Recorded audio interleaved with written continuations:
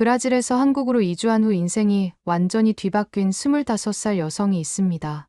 위험한 상파울루에서 평생을 살았던 마리아가 한국의 안전함에 중독되어 결국 사랑까지 찾게 된 놀라운 이야기를요. 왜 그렇게 먼 나라까지 가서 고생하려고 하느냐며 부모님이 극심하게 반대했었는데요. 6개월간 한국행을 반대했던 부모님. 결국 마리아가 브라질로 돌아온 후 보여준 변화를 목격하고 용기를 내어 재한국행을 지지하게 되었다고 합니다. 한국 땅을 밟은 마리아가 단 며칠 만에 보여준 반응은 그녀 자신도 상상도 못했던 것이었어요. 시간이 흐른 뒤에는 한국 남자친구 쪽에서 먼저 깜짝 놀랄 프러포즈를 해왔다고 하는데요. 평생 강도와 위험에 시달렸던 마리아의 마음을 완전히 바꿔놓은 것은 과연 무엇이었을까요? 이제 마리아의 놀라운 한국 정착기를 함께 만나보시죠. 안녕하세요. 저는 마리아라고 하고 올해 25살이에요. 브라질 상파울루에서 태어나고 자란 평범한 여성이었는데요. 지금은 한국에서 완전히 새로운 삶을 살고 있습니다. 도대체 어떻게 이런 일이 가능했는지 제 이야기를 처음부터 차근차근 들려드릴게요. 먼저 제가 어떤 환경에서 자랐는지 말씀드려야겠어요. 상파울루 중심가에서 차로 30분 정도 떨어진 빌라 마달레나라는 동네에서 부모님, 그리고 3살 어린 남동생 페드로와 함께 살았습니다. 아버지는 동네에서 작은 자동차 정비소를 20년째 운영하고 계시고, 어머니는 근처 약국에서 약사 보조 일을 하셨어요. 그렇게 넉넉하지는 않았지만, 그래도 중산층 정도는 되는 가정이었죠. 하지만 상파울루에서 산다는 것은 정말 쉽지 않았습니다. 매일매일이 생존 싸움 같았어요. 제가 겪은 첫 번째 큰 충격은 고등학교 3학년 때였습니다. 그날도 평범한 화요일이었어요. 오후 6시쯤 학교 보충 수업을 마치고 집으로 가는 버스에서 내렸는데요. 갑자기 뒤에서 오토바이 엔진 소리가 들리더라고요. 뭔가 이상하다 싶어서 뒤를 돌아보려는 순간 오토바이가 제 옆으로 쌩하고 지나가면서 제 손에 들고 있던 스마트폰을 확 낚아채 갔어요. 너무 갑작스러운 일이라 그 순간에는 뭔 일인지도 몰랐습니다. 그냥 멍하니 서 있는데 주변 사람들이 아이고, 또 강도당했네. 불쌍해라 하면서 동정어린 눈으로 저를 바라보더라고요. 그제서야 제가 강도를 당했다는 걸 깨달았어요. 다리에 힘이 풀려서 그 자리에 주저앉았습니다. 아버지가 대학 준비하라고 사주신 첫 스마트폰이었는데 그렇게 순식간에 사라져버렸어요. 집에 와서 엄마한테 말씀드렸더니 아이고, 다행히 다치지 않았구나 하시면서 저를 꼭 안아주셨는데 그때 제가 얼마나 울었는지 몰라요. 엄마, 왜 하필 나한테 이런 일이 생기는 거야? 정말 억울하고 분했어요. 하지만 엄마는 마리아야, 여기서는 이런 일이 일상이야. 스마트폰 하나 잃어버린 것 가지고 뭘 그러니? 다치지 않은 게 천만다행이다라고 하시더라고요. 그때부터 알았어요. 이곳에서는 안전이라는 게 사치라는 거려. 그런데 이건 정말 시작에 불과했습니다. 대학교 2학년 때는 정말 끔찍한 일이 있었어요. 그날은 목요일 밤이었는데 도서관에서 늦게까지 공부를 하고 밤 10시쯤 집으로 가려고 학교 앞 정류장에서 택시를 기다리고 있었어요. 그런데 한 중년 남자가 다가와서 말을 걸더라고요. 아가씨, 택시 기다리세요? 네. 그런데요? 제가 안전하게 집까지 데려다 드릴게요. 빨리 타세요. 그 순간 뭔가 이상하다는 생각이 번쩍 들었어요. 진짜 택시기사라면 미터기를 켜고 요금을 물어봤을 텐데. 그런 얘기는 전혀 없이 그냥 차 문만 열어주면서 재촉하더라고요. 아니요, 괜찮습니다. 정식 택시를 기다릴게요.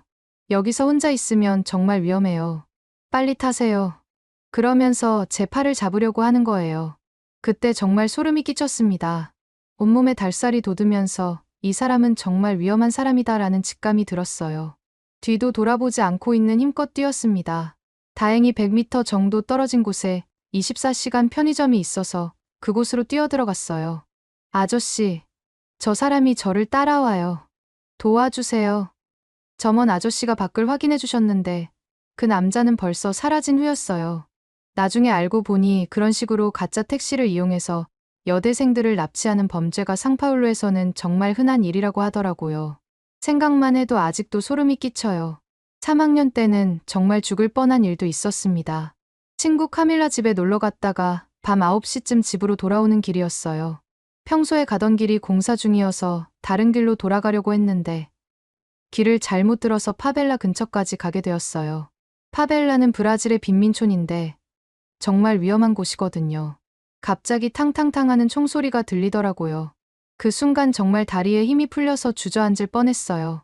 심장이 터질 것 같이 빨리 뛰었고 숨도 제대로 쉴 수 없었습니다.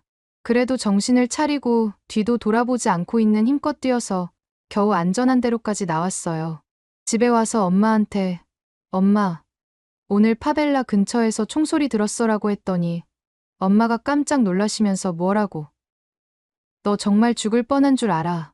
앞으로는 절대 그쪽으로 가면 안 돼 라고 하시더라고요. 그날 밤에는 정말 잠을 한숨도 못 잤습니다. 계속 그 총소리가 귓가에 맴돌고 만약 조금 더 안쪽으로 들어갔다면 어떻게 되었을까 하는 생각에 밤새 덜덜 떨었어요. 그때부터 정말 확실히 다짐했습니다. 해가 지면 절대 밖에 나가지 않겠다고요. 그런 일들을 겪다 보니 제 일상은 정말 제약투성이가 되었어요. 오후 6시만 되면 무조건 집에 들어가서 문을 걸어 잠그고 아침까지 절대 나오지 않았습니다. 휴대폰은 가방 맨 아래 두꺼운 책들 사이에 꽁꽁 숨겨두고 길에서는 절대 꺼내지 않았어요. 카페나 식당에서도 가방을 절대 놓지 않고 화장실 갈 때도 꼭 들고 갔습니다. 어딜 가든 항상 주변을 경계하며 걸었고 누군가 제게 접근하면 일단 의심부터 했어요. 뭔가 저한테서 뜯어내려고 하는 건 아닐까 하는 생각이 먼저 들었거든요. 심지어 길에서 누가 길을 물어봐도 혹시 저를 다른 곳으로 유인하려는 건 아닐까 하는 생각이 먼저 들었어요. 그렇게 살다 보니 정말 숨이 막힐 것 같았습니다. 20살 넘은 어른이 해가 지면 집에 갇혀서 살아야 한다니 이게 정상적인 삶인가 싶었어요. 그런데 고등학교 2학년 때 제 인생에 한 줄기 빛 같은 것이 들어왔습니다. 베스트 프렌드인 루시아나가 마리아, 이거 한번 봐봐. 정말 멋있어 하면서 방탄소년단의 다이너마이트라는 뮤직비디오를 보여줬어요. 처음에는 뭐 이런 걸 보나 했다가도 점점 빠져들게 되더라고요. 그 노래가 너무 밝고 희망적이었어요. 라이트 잇 업 라이크 다이너마이트라는 가사가 계속 머릿속에 맴돌았습니다. 그때부터 한국에 관심을 갖기 시작했어요. 다른 케이팝 노래들도 찾아 듣고 아이유, 블랙핑크, 뉴진스까지 정말 다양하게 들었습니다. 그런데 진짜 충격은 유튜브로 한국 브이로그들을 보면서부터였어요. 이게 진짜야? 싶을 정도로 믿어지지 않는 장면들이 계속 나오더라고요. 여자가 밤 11시에 혼자 편의점에 가서 라면을 사 먹는 영상, 카페에서 노트북과 가방을 테이블에 놓고 화장실에 가는 영상, 심지어 새벽 2시에 한강에서 치킨을 시켜 먹는 영상까지. 이런 게 정말 가능한 일인가? 처음에는 정말 믿어지지 않았어요. 연출된 거 아닐까? 정말 저렇게 안전한 곳이 세상에 존재할까? 하는 의구심이 들었지만 동시에 만약 정말이라면 하는 동경도 함께 생겼습니다. 그래서 한국어 공부를 혼자 시작했어요. 유튜브로 한글을 배우고 K-팝 가사를 번역해가면서 조금씩 익혔습니다. 언젠가는 저 평화로운 나라에 가보고 싶다는 간절한 마음으로요. 특히 한국 여행 유튜버들이 새벽 2시에 한강을 산책하는 영상을 볼 때마다 눈물이 났어요. 저런 자유로운 삶이 정말 가능할까? 대학교를 졸업한 후 정말 많은 고민을 했습니다. 그리고 결국 결심했어요. 인생에 한 번은 한국에 가서 저 안전한 일상이 진짜인지 확인해보자라고요. 6개월 어학연수 비용을 마련하기 위해 위험한 야간 편의점 아르바이트까지 시작했습니다. 야간 근무는 정말 무서웠어요. 밤 11시부터 아침 7시까지 일하는데 술 취한 사람들이 소란을 피우거나 마스크 쓴 남자가 아무것도 사지 않고 서성이는 일이 자주 있어서 정말 무서웠어요. 하지만 한국에 가고 싶은 마음이 그 무서움보다 더 컸거든요. 매일 밤 한국에 가면 정말 안전할까? 정말 밤에도 자유롭게 걸을 수 있을까? 하는 생각을 하면서 버텼어요. 부모님은 극심하게 반대하셨습니다. 마리아야, 왜 그렇게 먼 나라까지 가서 고생하려고 하냐? 여기서도 충분히 위험한데 혼자 어떻게 살려고 그러니? 특히 엄마는 정말 많이 우셨어요. 하지만 저는 부모님께 이렇게 말씀드렸습니다. 엄마, 저는 밤에도 자유롭게 걸을 수 있는 곳이 정말 있는지 확인하고 싶어요. 제가 여자라는 이유만으로 해가 지면 집에 갇혀 살아야 하는 게 정말 정상인지 알고 싶어요. 그리고 누군가의 선의를 의심하지 않고 살 수 있는 곳이 있는지 보고 싶어요. 그렇게 해서 한국행을 결심하게 되었습니다. 정말 간절한 마음으로 새로운 세상에 대한 희망을 품고요. 드디어 인천공항에 도착했을 때 제가 처음 느낀 감정은 안도감이었어요. 길고 긴 비행 끝에 한국 땅을 밟았다는 기쁨보다도 이제 정말 안전한 곳에 왔구나 하는 생각이 먼저 들었습니다. 하지만 그 안도감은 공항 입국장에서부터 놀라움으로 바뀌기 시작했어요. 짐을 찾는 곳에서 정말 믿을 수 없는 광경을 목격했습니다. 사람들이 자신의 캐리어와 가방을 그냥 바닥에 놓고 화장실에 가는 거예요. 가방을 그냥 놓고 간다고? 저는 정말 눈을 의심했습니다. 브라질에서는 상상도 할 수 없는 일이었거든요. 심지어 비싼 것 같은 명품 가방들도 그냥 바닥에 놓여 있었어요. 더 놀라운 건 공항 직원분들이었습니다. 한 직원분이 제가 길을 몰라서 헤매고 있는 걸 보고 다가와서 어디로 가세요? 도와드릴게요라고 하시더라고요. 그 순간 제 몸이 자동으로 경직되었어요. 이 사람이 나를 속이려는 건 아닐까? 뭔가 요구할 게 있는 건 아닐까? 하는 생각이 먼저 들었습니다. 하지만 그 직원분은 정말 친절하게 지하철 타는 곳까지 안내해 주시고는 한국 여행 즐겁게 하세요라고 하시며 웃으면서 가시더라고요. 아무것도 요구하지 않으시고요. 그때 처음으로, 정말 도와주려고만 했구나 하는 생각이 들었어요. 기숙사에 도착해서 짐을 풀고 나니 벌써 밤 11시가 되어 있었습니다. 브라질에서라면 당연히 집에 문을 걸어 잠그고 아침까지 나오지 않을 시간이었어요. 그런데 배가 너무 고픈 거예요. 비행기 음식으로는 부족했거든요. 망설이다가 기숙사 사감 선생님께 혹시 밤에 근처에 음식 살 곳이 있나요? 라고 물어봤더니 편의점이 바로 앞에 있어요. 24시간 열어요 라고 하시더라고요. 밤에 나가도 안전한가요? 라고 다시 물어봤더니 물론이죠. 전혀 위험하지 않아요 라고 하시는 거예요. 반신반의하면서 편의점에 갔는데 정말 충격이었습니다. 20살 정도로 보이는 여자 직원분이 혼자서 야간 근무를 하고 계시더라고요. 브라질에서는 절대 불가능한 일이에요. 여자가 혼자 밤에 일한다는 것 자체가 너무 위험하거든요. 라면을 하나 사면서 혼자 일하시는데 무섭지 않으세요? 라고 물어봤더니 그 직원분이 왜 무서워요? 여기 안전해요 라고 하면서 웃으시더라고요. 그 말을 들었을 때 정말 눈물이 날 뻔했어요. 안전해요 하는 말을 그렇게 자연스럽게 할 수 있다는 게 너무 부러웠습니다. 기숙사로 돌아와서 라면을 먹으면서 창밖을 보니 더 놀라운 광경이 펼쳐져 있었어요. 밤 12시가 넘었는데도 거리에 사람들이 여전히 걸어다니고 있었습니다. 젊은 여성들이 혼자서 걸어가는 모습도 보였어요. 이게 정말 가능한 일인가 하면서 한참을 창밖을 바라봤습니다. 다음 날엔 새벽 1시쯤에는 잠이 안 와서 창문을 열어봤는데 아직도 거리에 불이 켜져 있고 사람들이 다니고 있더라고요. 심지어 조깅하는 사람들도 있었어요. 브라질에서는 새벽에 밖에 나간다는 것은 자살 행위나 마찬가지인데 여기서는 그게 일상이었습니다. 그래서 정말 용기를 내서 직접 확인해 보기로 했어요. 밤 10시에 편의점까지 걸어가 보기로 한 거죠.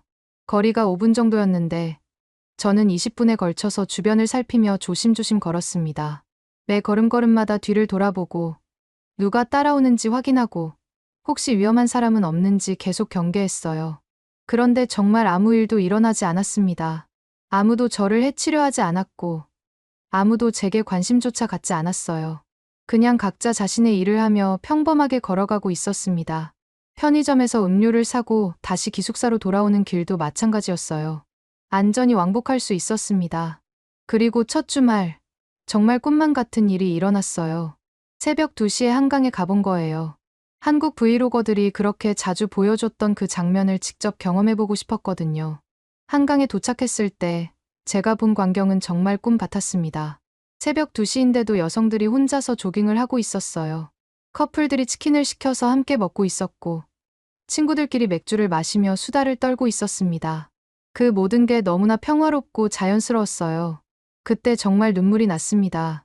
이건 꿈인가? 이런 세상이 정말 존재하는구나 하면서요.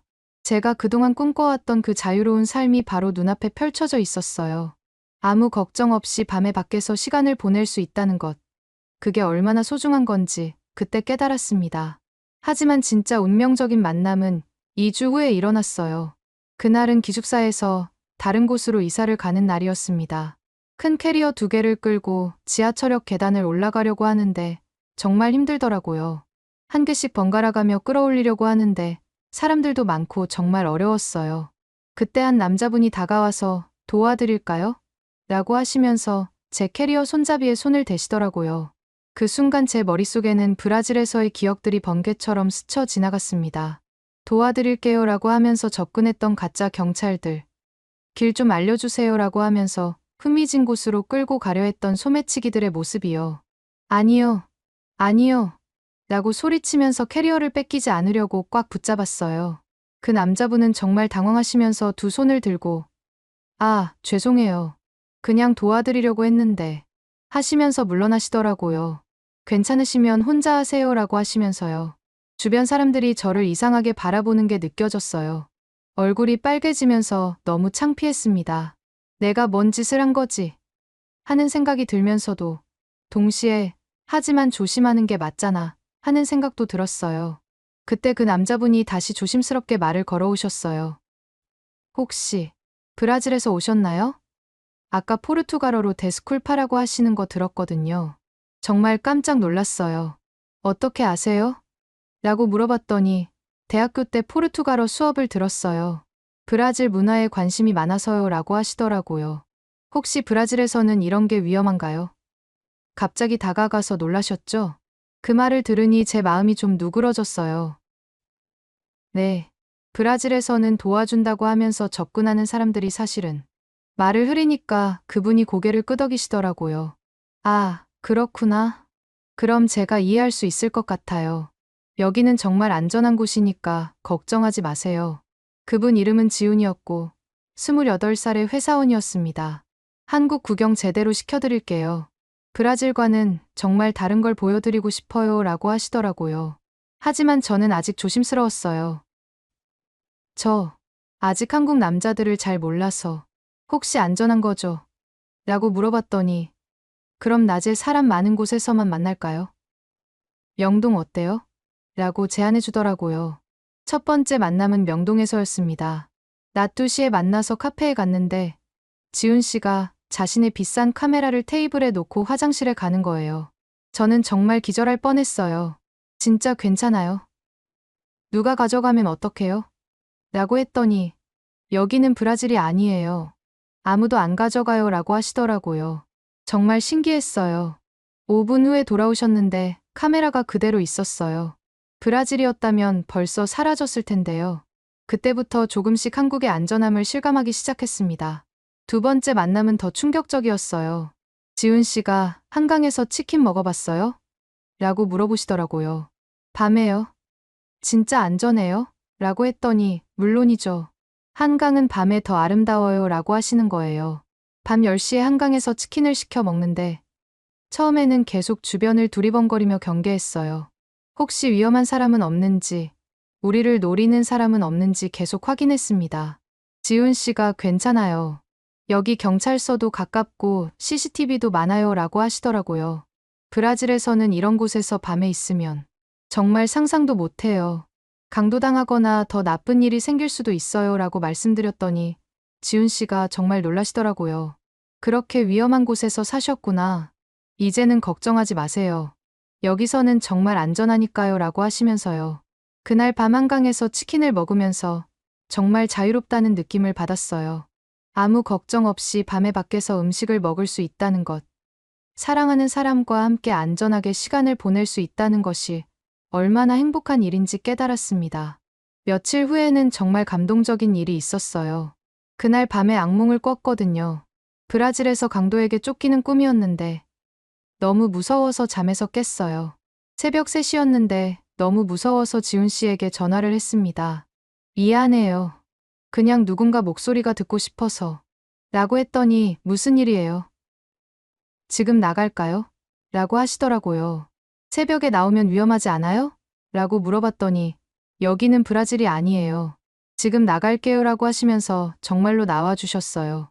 30분 후에 편의점에서 만나서 따뜻한 음료를 마시며 이야기를 나눴는데 그때 정말로 안전하다는 걸 느꼈어요. 새벽에도 이렇게 만날 수 있고 아무 걱정 없이 밖에 있을 수 있다는 게 너무 감동적이었습니다. 지훈 씨와 함께 있을 때만큼은 정말 안전하다고 느꼈어요. 이 사람과 함께라면 한국에서 정말 행복할 수 있을 것 같다는 생각이 들었습니다. 그리고 지훈 씨도 제 이야기를 듣고 나서 마리아의 순수함과 강인함이 너무 매력적이에요 라고 하시더라고요. 하지만 시간은 빠르게 흘러갔고 6개월의 어학연수 기간이 끝나가고 있었어요. 그때까지만 해도 저는 이것이 제 인생 최고의 시간이 될 줄은 몰랐습니다. 어학연수 종료를 이틀 앞둔 날, 지훈 씨가 정말 진지한 표정으로 저를 바라보며 말했어요. 마리아, 돌아가지 말고 여기 있으면 안 돼요? 그 말을 들었을 때 제 마음은 정말 복잡했습니다. 물론 저도 한국에 계속 있고 싶었지만 현실적으로 불가능했거든요. 비자가 끝나서. 그리고 제가 여기서 뭘 할 수 있겠어요? 제가 그렇게 대답하니까 지훈 씨가 방법을 찾아볼게요. 제발 돌아가지 마세요라고 하시더라고요. 그때 지훈 씨 눈에 정말 간절함이 보였어요. 하지만 저는 지훈 씨, 고마워요. 정말 고마워요. 하지만 그 이상 말을 계속할 수가 없었습니다. 인천공항에서 헤어지는 순간이 정말 잊을 수 없어요. 저희 둘 다 울었거든요. 지훈 씨가 꼭 연락해요. 매일 영상통화해요라고 하시면서 제 손을 꼭 잡고 계시더라고요. 저도 네, 꼭 연락할게요. 잊지 않을게요라고 했지만 속으로는 이게 마지막일 수도 있겠구나 하는 생각이 들었습니다. 비행기가 이륙하면서 한국이 점점 멀어질 때 정말 가슴이 아팠어요. 창밖으로 보이는 서울의 불빛들을 보면서 언제 다시 돌아올 수 있을까 하는 생각에 또 눈물이 났습니다. 그때까지만 해도 제가 그렇게 빨리 다시 한국에 오게 될 줄은 몰랐어요. 상파울루 공항에 도착하는 순간부터 몸이 경직되기 시작했습니다. 인천공항에서는 마지막까지 가방을 아무 걱정 없이 놓고 다녔는데 상파울루 공항에서는 자동으로 가방을 꽉 붙잡고 주변을 경계하고 있더라고요. 아, 나는 다시 감옥으로 돌아가는구나 하는 생각이 들면서 정말 절망적이었어요. 집에 도착해서 부모님과 남동생을 만났을 때도 마음이 복잡했습니다. 부모님은 다행히 무사히 돌아왔구나라고 하시면서 기뻐하셨지만 저는 오히려 다시 제약 많은 삶으로 돌아왔구나 하는 생각이 먼저 들었어요. 한국에서의 자유로운 생활을 경험한 후라 더욱 대비가 느껴졌습니다. 저녁 7시가 되자 자동으로 집에 들어가서 문을 걸어 잠그게 되더라고요.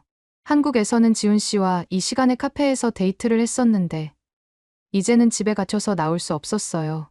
창밖을 보니 이미 거리가 한산해지기 시작했습니다. 사람들도 서둘러 집으로 돌아가고 있었고요. 다음 날에는 친구들과 만나려고 카페에 갔는데 화장실 갈 때 가방을 들고 가야 하는 자신을 보면서 정말 우울해졌어요. 지훈과 갔던 카페에서는 그냥 놓고 갔는데 하는 생각이 들면서 한국에서의 기억들이 더욱 그리워졌습니다.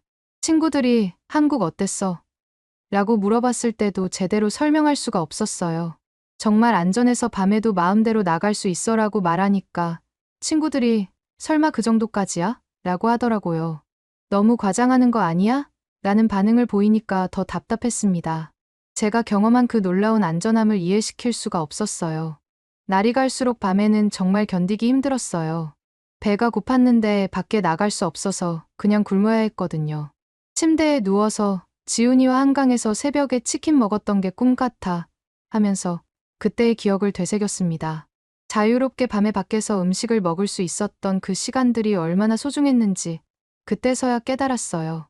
지훈 씨와는 매일 영상통화를 했지만 시차 때문에 정말 힘들었어요.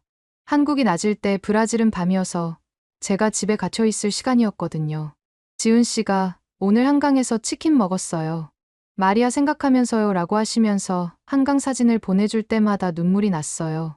여기서 같이 치킨 먹었던 거 기억해요? 라고 하실 때마다 가슴이 먹먹해졌습니다. 빨리 돌아와요.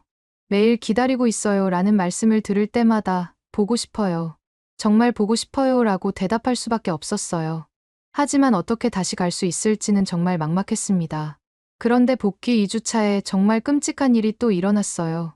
새학기가 시작되어서 등록금을 내기 위해 오후 5시에 은행에서 돈을 찾고 나왔는데 또다시 강도를 만난 거예요. 2명의 남자가 제게 다가와서 돈 내놓아. 조용히 하면 다치지 않을 거야 라고 협박했어요. 그 순간 정말 절망적이었습니다. 한국에서 돌아온 지 겨우 2주밖에 안 되었는데 벌써 이런 일을 또 당하다니.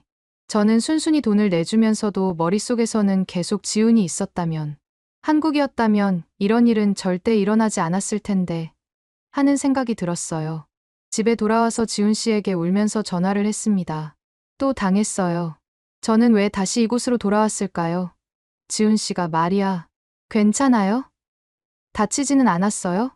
라고 하면서 정말 걱정하더라고요. 그리고 제발 다시 한국으로 와요. 제가 방법을 찾을게요 라고 하셨어요. 하지만 현실적으로 어떻게 다시 갈 수 있을지 막막했습니다. 돈도 없고, 비자도 없고, 한국에서 할 수 있는 일도 없었거든요. 매일 밤 10시가 되면 배가 고픈데도 나갈 수 없어서 침대에 누워 있으면서 지우는 지금 한강에서 치킨 먹고 있겠지 하는 생각을 했어요. 한국에서 찍은 지훈 씨와의 사진들을 보면서 저 때가 내 인생에서 가장 행복했던 때였구나 하고 깨달았습니다. 한강에서 함께 웃으면서 치킨을 먹었던 사진, 영동에서 함께 카페에 앉아 있던 사진들을 보면 정말 꿈같았어요. 사랑하는 사람과 안전한 곳에서 함께 사는 게 이렇게 소중한 건 줄 몰랐다고 생각했습니다. 복귀 한 달 후에 친구 줄리아가 저에게 한국 어땠어? 재미있었어? 라고 물어봤을 때 저는 이렇게 대답했어요. 재미있다는 차원이 아니었어. 나는 거기서 처음으로 인간답게 살았어. 그리고 진짜 사랑도 만났어. 지훈과 함께 밤에 자유롭게 걸을 수 있고 물건을 잃어버릴 걱정 없이 누군가의 선의를 의심하지 않고 살았어. 그게 얼마나 행복한 일인지 여기 와서야 깨달았어 라고 말했더니 줄리아가 정말 놀라더라고요. 나에게는 안전하게 사랑할 권리가 있어. 매일 생존을 걱정하며 사는 게 정상이 아니야 라고 했을 때 줄리아가 너 정말 많이 변했다라고 하더라고요. 네, 맞아요. 저는 정말 많이 변했어요. 한국에서 진짜 자유가 뭔지 알게 되었거든요. 부모님과도 심각한 대화를 나눴습니다. 마리아야, 한국 그 남자 때문이야? 여기서도 좋은 남자 만날 수 있어 라고 하시길래 제가 이렇게 말씀드렸어요. 엄마, 아빠, 저는 거기서 처음으로 사랑하는 사람과 밤에 무서워하지 않고 걸을 수 있었어요. 그 사람과 함께 평범하게, 안전하게 살고 싶어요. 제가 원하는 건 특별한 게 아니에요. 사랑하는 사람과 두려움 없이 사는 거예요. 여자라는 이유로 해가 지면 집에 갇혀서 살지 않아도 되는 곳에서 살고 싶어요 라고 말씀드렸더니 부모님도 할 말이 없으시더라고요. 그때부터 저는 정말 진지하게 다시 한국에 갈 방법을 찾기 시작했어요. 한국어 공부를 더 열심히 하고 한국 취업 정보도 알아보고 지훈 씨한테도 정말 다시 갈 수 있는 방법이 없을까요? 라고 물어봤습니다. 지훈 씨는 제가 알아볼게요.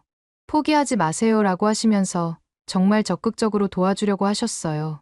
하지만 현실은 녹록지 않았습니다.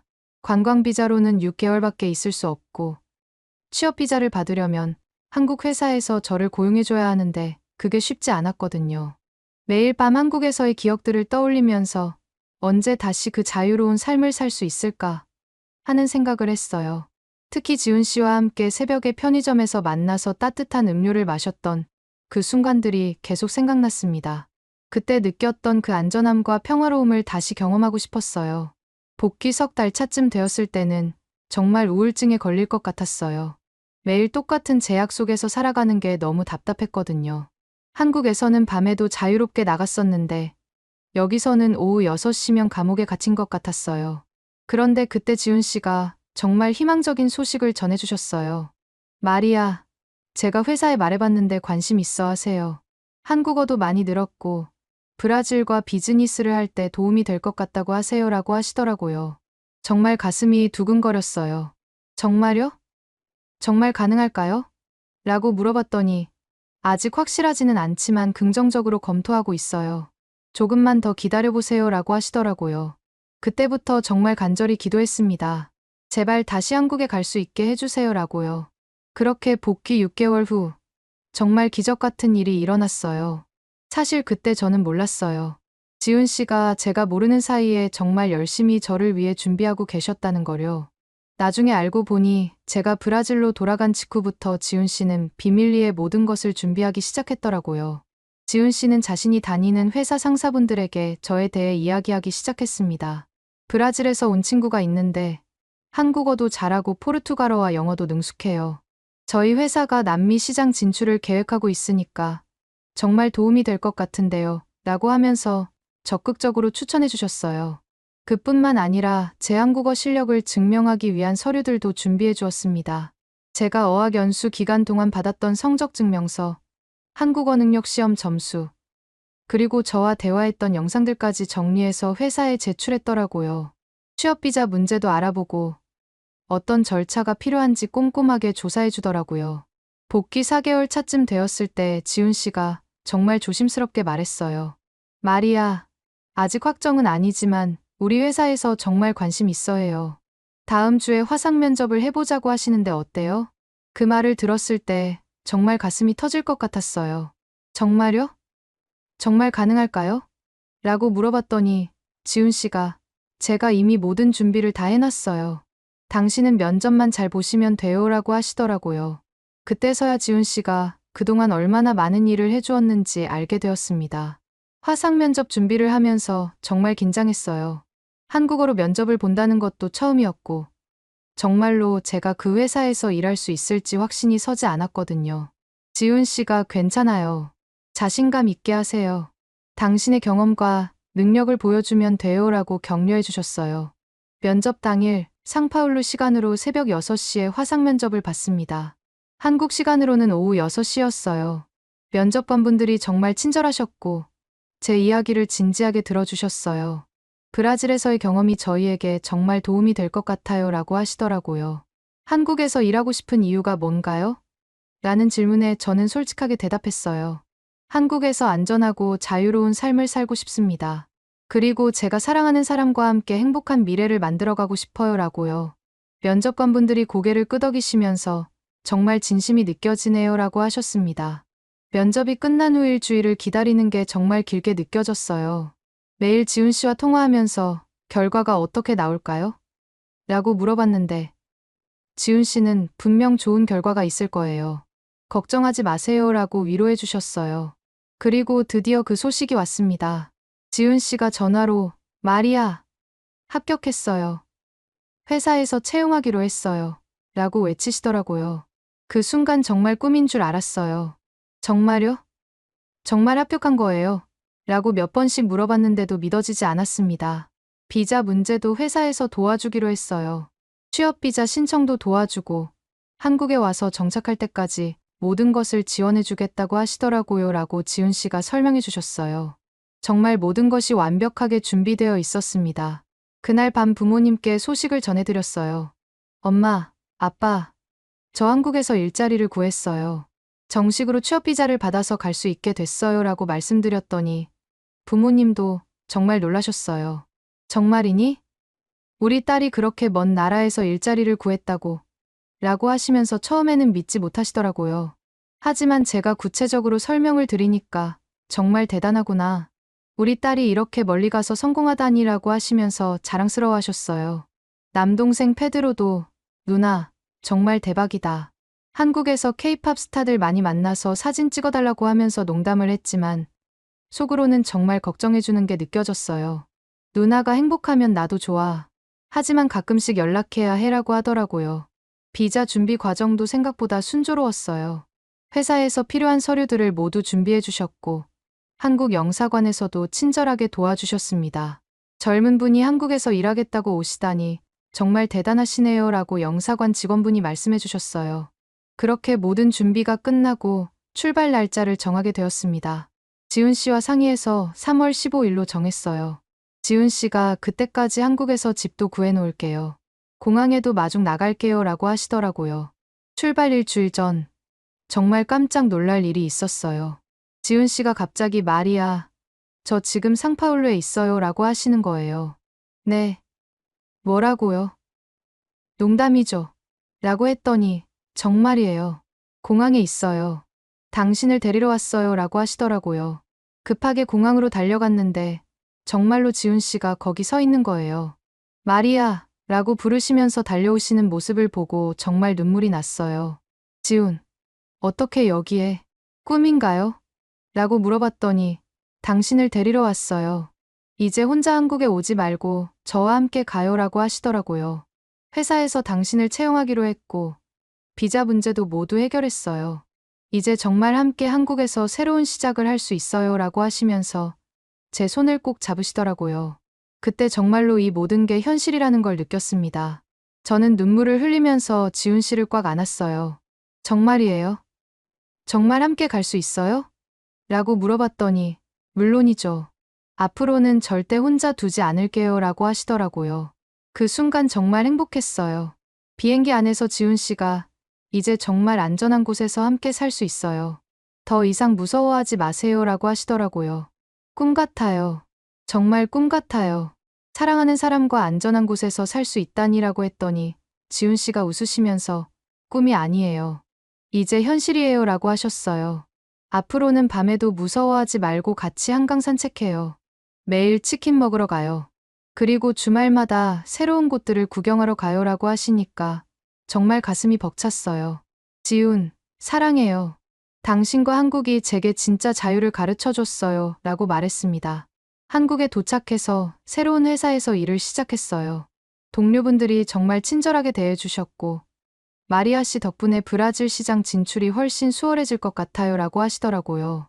제가 브라질에서의 경험을 바탕으로 조언을 드리면 정말 도움이 된다고 하셨어요. 지훈 씨와는 6개월 후에 정식으로 약혼을 했고, 1년 후에 결혼했습니다. 결혼식에는 브라질에서 부모님과 페드로도 오셨어요. 부모님이 한국을 직접 보시고는 정말 안전하구나. 우리 딸이 여기서 행복하게 살 수 있겠구나 라고 하시더라고요. 지금은 결혼한 지 1년이 되었어요. 브라질 친구들에게 영상편지를 보내면서 나는 사랑도 찾고 안전함도 찾았어. 그리고 진짜 자유도 찾았어 라고 말했습니다. 지훈 씨도 마리아 덕분에 안전함이 얼마나 소중한지, 그리고 진정한 사랑이 뭔지 알게 됐어요 라고 하시더라고요. 지금도 저희는 새벽에 한강에서 치킨을 먹으면서 이야기를 나눠요. 여기서는 사랑하는 사람과 언제든지 자유롭게 걸을 수 있어. 이게 바로 진짜 행복이야 라고 지훈 씨에게 말하면서요. 제가 깨달은 건 진정한 자유는 안전함과 사랑이 함께할 때 완성된다는 거예요. 두려움 없이 사랑할 수 있는 곳에서만 진짜 행복을 찾을 수 있더라고요. 한국이 저에게 그런 곳이 되었고, 지훈 씨가 그런 사람이 되어 주었습니다. 지금 이 순간도 저는 정말 감사해요. 용기 내서 한국에 왔던 그 결정이, 그리고 지훈 씨를 만나게 된 그 운명이 제 인생을 완전히 바꿔놨거든요. 안전하고 자유로운 곳에서 사랑하는 사람과 함께 사는 이 평범한 일상이 저에게는 가장 큰 행복입니다. 오늘의 이야기는 여기까지입니다. 마음에 드셨다면 구독과 좋아요 잊지 말고 한 번씩 눌러주세요. 소중한 시간 함께 해주셔서 진심으로 감사드리고 앞으로도 더 깊은 이야기로 여러분을 찾아뵐게요.